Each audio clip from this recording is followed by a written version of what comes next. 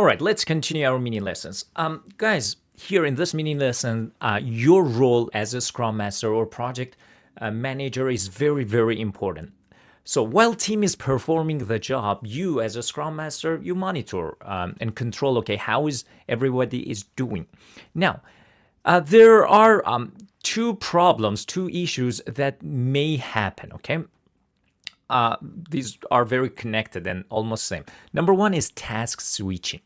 If you notice, one of the team members, okay, which are responsible for several tasks, are switching tasks like regularly without finishing the first one, it goes to the second one and then goes back to the first one, okay? The task switching, the concept, the problem of task switching reduces the efficiency, guys. Your role is meeting with that team member, with that team member, identify the problem. Okay, why do you task switch a lot? Analyze the impact together. You could say, hey, if you do task switching a lot, it will impact your performance. Okay, it will decrease your performance by 70%, for example. And take action. You know what? Let's not task switch. So task switching means it is self-explanatory. I don't want to dig in. One team member switch between tasks without completing one task. Okay? So you need to coach your team about task switching. The next one is churning. Guys, churning is a broader term. Churning means the team keeps working, but they are working hard, but they are not delivering value, okay? For example, there are 5 user stories that need to be done in this sprint. In the early days of a sprint, they start all of those 5 sprints. But at the end of the sprint, so they need to deliver value. They need to come up with working increment, but they don't. They, for example, progress on all of them, like 70% on user story 1, 60% on user story 2, 50% on users. So they are not finishing up one user story. This is called churning. Okay, sounds like team is working really hard, but they need guidance. They need coaching. You need to make sure your team, okay, avoids churning. You need to teach and educate and coach your team about, okay, hey guys, finish up the highest important user story, then go to the second user story. So finish up one thing and then go to the next one, okay? Do not just partially finish anything, okay? So guys, remember, in adaptive projects, in predictive projects, whenever you see and face a problem, meet with that person, identify the problem, analyze the impact on the project, and take corrective action to resolve that problem. These are 2 problems and concepts that you as a Scrum Master, you need to know. Now, let's see what type of question you may get from these issues in sprint execution. Let's get it done, guys. All right, let's get this mini question done. You are a Scrum Master for an Agile team. Mid-sprint, you noticed one team member frequently jumping between several user stories, leaving multiple items half done. Other team members are hesitant to intervene because they do not want to appear controlling. What a nice guys. The product owner is frustrated because progress on key items is stalled, yet the team member insists they are being flexible.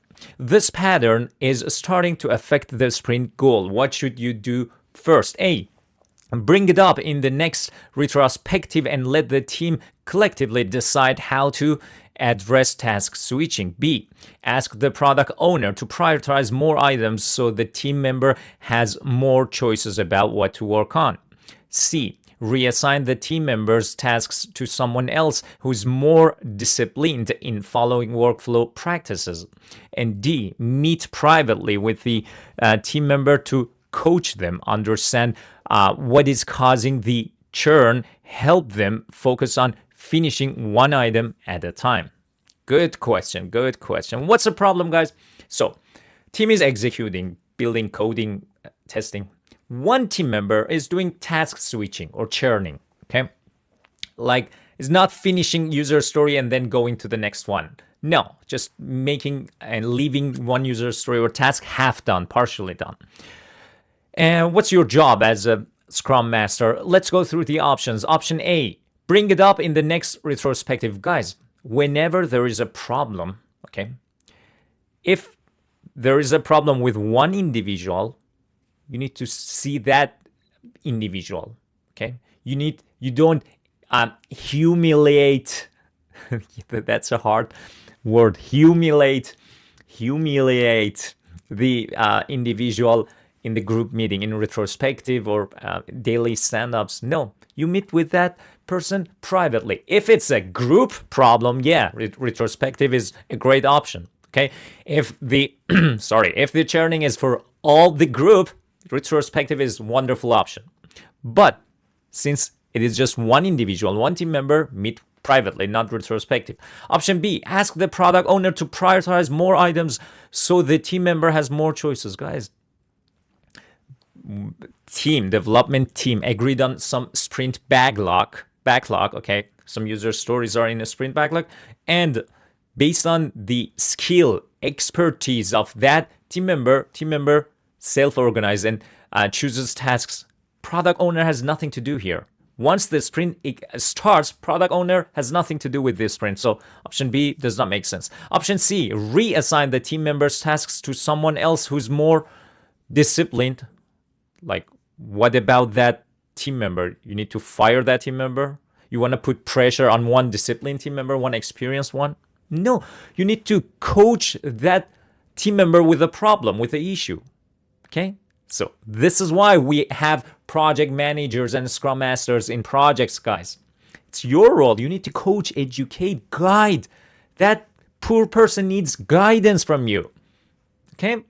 And if after guidance, after coaching, that person does not change, just kick his ass and fire him because you did your best. Okay, so I hope option B is the best option. Meet privately, yeah, with the team member to coach them, understand what is causing. So meet, identify the problem, understand the problem, and help the team focus on finishing one item at a time. So it has the take action part. It does not have the analyze impact part, but option D has 3 of those MEAT, and it's the best option to resolve the issues. Guys, feel free to read the description. I think we have covered enough. Now, let's continue.